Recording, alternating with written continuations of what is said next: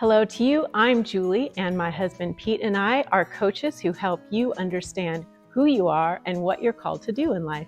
In this episode, we're going to talk about our True North Quest coaching and our coaching workshops and what Quests stands for. It's an acronym, QUESTS. Each letter in our acronym represents a different tool that we use to help you dig deeper into who you are and what you're called to do. Welcome to Your Best Life podcast, where we help you discover your calling so you can live with purpose and clarity. We're Pete and Julie Morrill, your guides, mentors, and lifelong adventurers, and we're here to help you find your true north. Let's get started.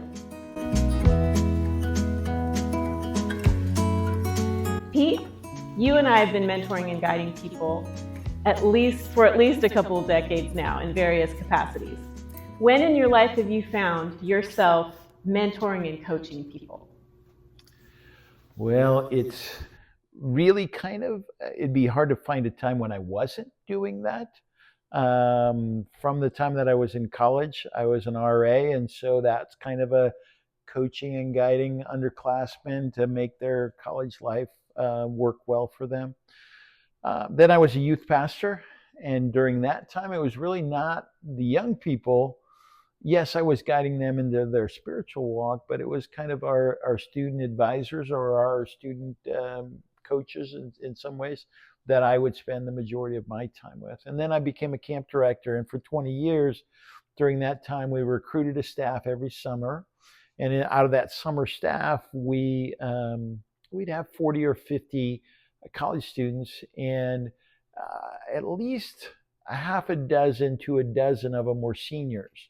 And they were about to take the plunge from their academic college world into real life. And I remember during that time, I'd share with them we would call it Pete's Pearls of Wisdom, but it was kind of here's the things that I would want your parents to have told you, but your parents they feel like it's an awkward conversation to tell their kids that. And here's the things I think they would want you to know, and maybe go a little bit deeper than what their parents would. So I really coached a lot during that time. Since that time, I think we've kind of focused on people who are in transition, some people who are in a difficult marriage, some people who are just trying to figure out, am I in the right place in life? And because of that, you help them define, well, what is the right place? I mean, then you end up kind of doing some of the very things that we're doing, which is helping people identify who they are and why they're here, basically. I'm going to add that we have had a number of people come through our lives just because we had a B&B in our home for a while. And sometimes they would find out that we do coaching, and that's why they would come here. Yeah. Just to hang out with us and ask us questions, and we were here for them. Yeah, or they'd spend the first time, and then we'd just have a conversation with them. It ended up being kind of life coaching, and then they'd come back a couple of weeks later or something like that, intentionally stop over. How about you? Where have you been involved with coaching? I think the main place is through teaching, because I'm a secondary teacher, junior high and high school, history and English. Yeah. But it wasn't so much in the classroom. Sometimes between classes, I would be coaching people, but the biggest thing and the best thing was when I was taking kids out on field trips. And I was known as being the number one get kids out of the classroom. the number one field trip teacher. Every year I had more field trips than any other teacher. Yeah, so like twice as many as most. Exactly. Well, the funds were there, nobody else was using them, why not?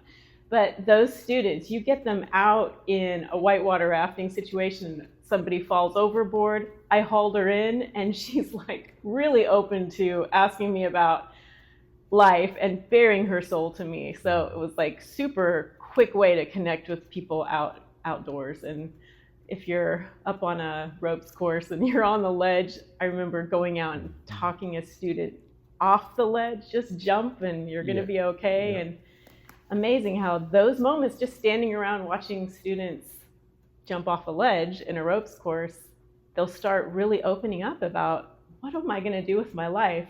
How do I know what to do? And then I realized later in life, I think this is the main thing I like about teaching. It's not the teaching. It's the main thing. It's the coaching. Yeah. So, yeah. Thank you. Yeah. So our nonprofit organization is called True North Quests. Yeah. And the word quests is an acronym for key points we teach in our True North Quests workshops and group coaching. Yeah. You'll explain more later, but first, Pete, you are a storyteller. So I'd like you to share an origin story with our listeners about how you got started as a mentor for people. All right. Well, let me take you to the river. One of the things I like to do is take kids on adventures. You know, camping is basically taking kids into uncomfortable places in nature and making them comfortable. And so at the very beginning of the season, we would always have our wannabe guides. They would be our counselors and our program staff. And usually 50% of them, we would determine our guide material. But we would have to take them through a 3 to 5 day kind of orientation period. And I enjoyed this because they were all nervous. And it was also really fun. Whitewater rafting is really fun normally, but it's really fun when you're trying to teach somebody a new skill. And so it's the very first day. I had an old mentor guide. His name was Bud. And I'd been training with Bud for about 3 years. In the first year or two, I let Bud do the majority of the teaching. But to be honest with you, Bud was just a storyteller, so he just tells stories, and he wouldn't really necessarily give people skills. And so I realized I had to kind of decipher Bud's stories into here's the skills that Bud was trying or was supposed to cover, but didn't really cover. So anyway, so I ended up doing more of the teaching. I had taught that morning, and I basically kind of set them up that, hey, today is just really going to be about us, those of us who are experienced as guides, teaching other people or giving you the camper experience. What is a passenger supposed to feel? And then we're going to tell you as we're coming into a rapid, what are we thinking and why are we thinking that and what are we doing and what is the nomenclature that we're going to use? So I'm going through all this, and this was a particularly high water year. So anytime that's a high water year, the river is moving fairly quickly, 2 or 3 times faster than when it normally moves during the summer months. And this was probably Memorial Day or somewhere in the late May. And I remember I was really getting kind of a little bit full of myself in terms of I'm going to give you guys really good nuggets of instruction. And I landed in a big eddy. And what an eddy is it's kind of a circle in the river where the water recirculates. And because it recirculates in that way, it gets you stuck, right? It's basically a little kind of a slow whirlpool off on the right side or left side of the river, and the mainstream of the water goes down. And I was telling them, when you get in an eddy like this, especially, excuse me, especially when it's a super strong eddy, and I'm going to need to take a drink.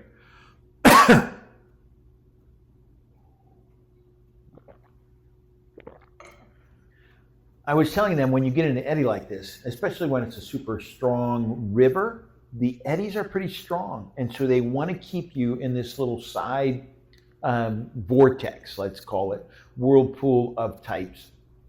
And so I'm in this little eddy, and I say to them, you know, the one thing you don't want to do is you don't want to fight against the river. And rookie guides, that's often what they do, is they fight against the river. And in doing that, they're exhausting their crew, and they're usually not getting accomplished what they want to do. So I tell them, when you're in an eddy, you just watch what the eddy is doing. And on our river, there's a little bit of foam on the river.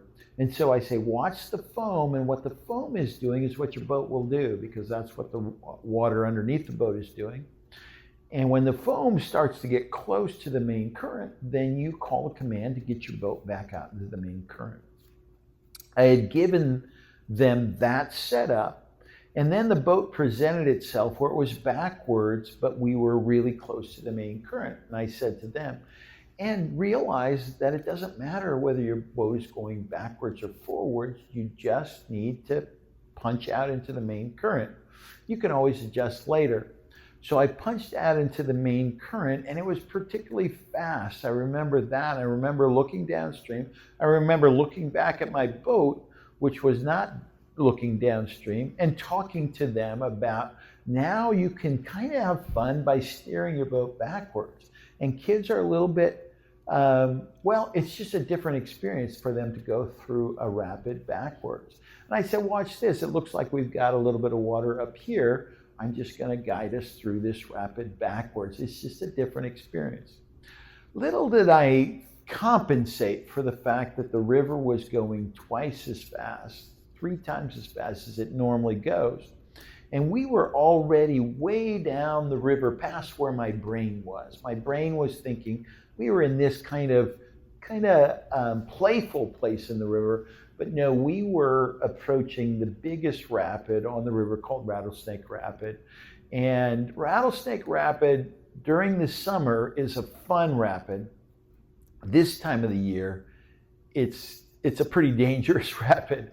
So much so that it's a big wave, and that big wave goes up, and you go down about a 12-foot trough. And then if you get some good momentum, you're going to come up out of that trough, and you're going to peak over, and it's just a big wave train after that. Well, unfortunately, I wasn't thinking about any of that. I was thinking about how well I was pontificating about how they were coming out of the eddy and how you line yourself up. And you can go through a rapid backwards or forwards. The dynamics of the boat are the same. But I wasn't getting any speed. And then I realized as I saw the boil downriver, probably 50 to 100 feet at this point, holy smoly, that is a big rapid that we're coming up to. And I didn't, in my brain, I didn't even think it was Rattlesnake Rapid at that point. And we went down backwards with no momentum.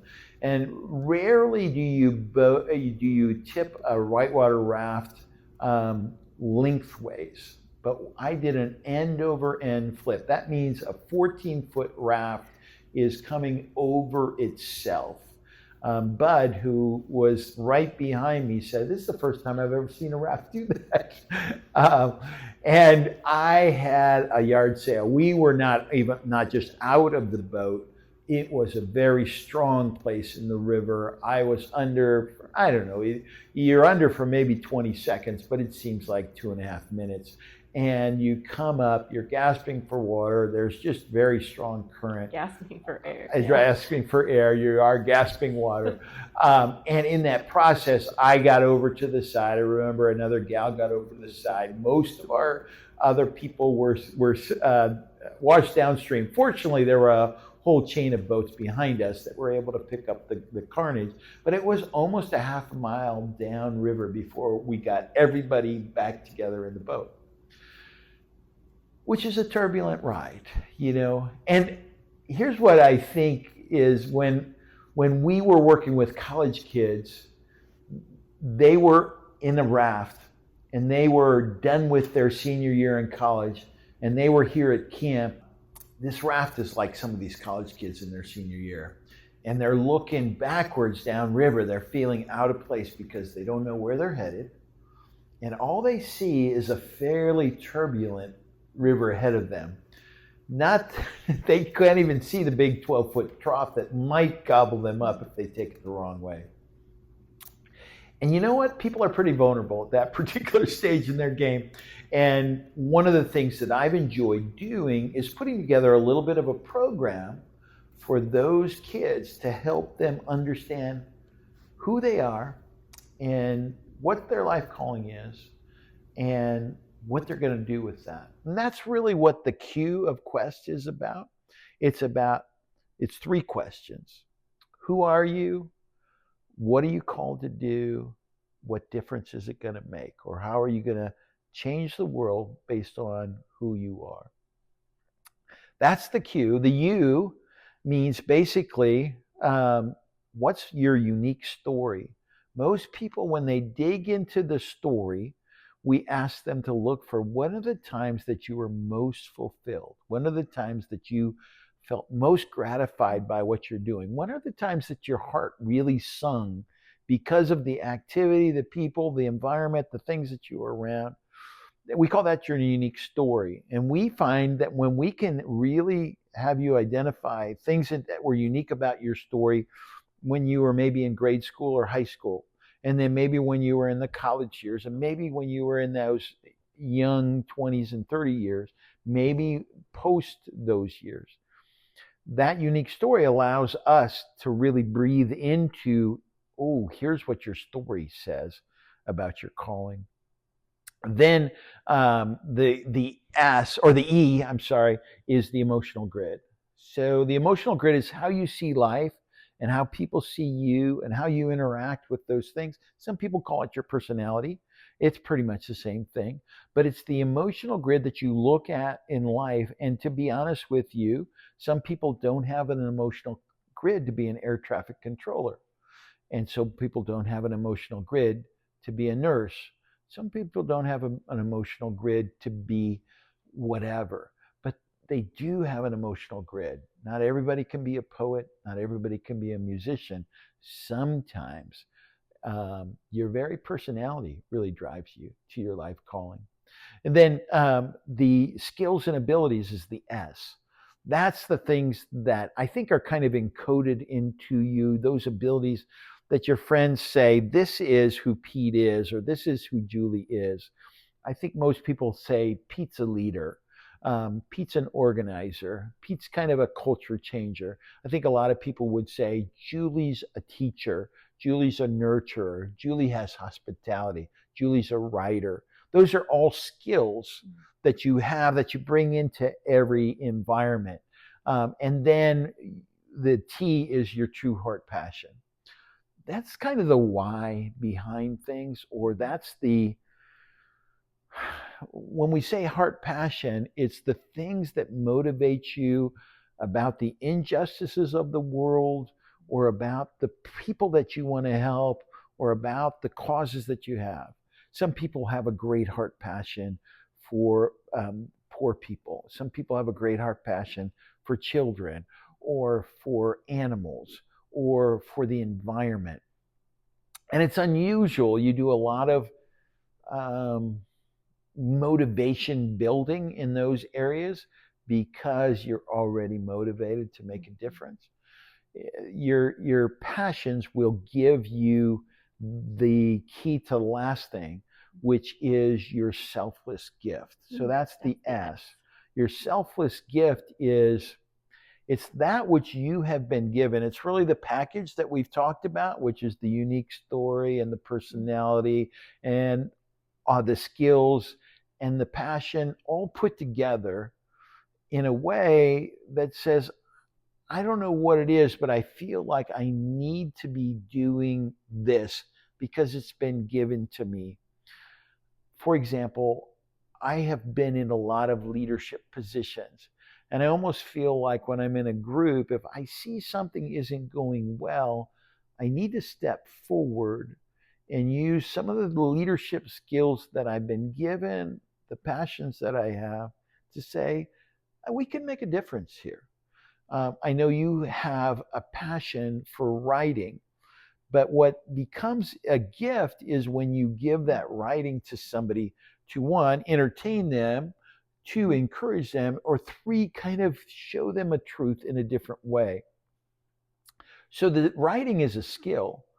It comes from a passion, but when it becomes a selfless gift is when you intentionally try to give it away. Really, to be honest with you, Quest is our selfless gift, right? If we were to just kind of keep these skills and abilities and this passion and this emotion that we have about this and our personalities in a box, it's good for us, right? It's not a gift. Nobody is really using it except for us. Maybe we're prospering by something.